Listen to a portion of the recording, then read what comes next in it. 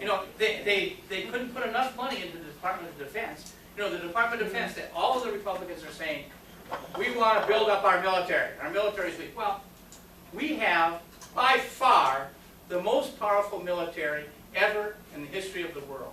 The next 7 to 9 nations, all put together, don't come up to us in the military. I know a little bit about the Navy, because I was in the Navy and I kind of follow the Navy. Well, we have 12 carrier battle groups. Now, a carrier battle group consists of a nuclear-powered aircraft carrier with 5,000 to 7,000 men on board, and nuclear weapons and airplanes and all kinds. I mean, it is a arsenal unto itself. I mean, the potential. One of those carrier battle groups can do is awesome. And it's not just the aircraft carrier. It's ships all around that aircraft carrier protecting it. Bunches of ships and a submarine underneath it and ships behind it. So that's a huge, awesome thing. And right now, in the world today, there are 3 of those carrier battle groups on station throughout the world. There are 3 more that are underway right now to relieve them. And the other 6, are in dry dock, and they're being retrofitted and giving the sailors a little bit of time off. So we've got a huge, huge Navy, and that's just one part of it. The Army is bigger than the Navy, and we got a huge Army. And that, if you look at the Iraq War, which was a bad war, I agree, but in the Iraq War, we went through what was supposedly the biggest, strongest military in the Mideast, like a hot knife through butter. I mean, we just walked right through there. I mean, I have a friend who was son was a captain in the 101st Airborne Charlie Company. And they went through there, and they did not sustain a single casualty. And they were battling people. They were shooting people and getting shot at, and they didn't have a single casualty. Now, they had several casualties after the war, because we handled the post-war so poorly. But our Army is second to none.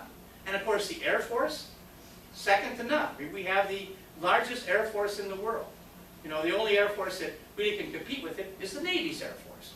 You know, so we've got a heck of a military. We don't need to be putting money into the military. We could be cutting the military.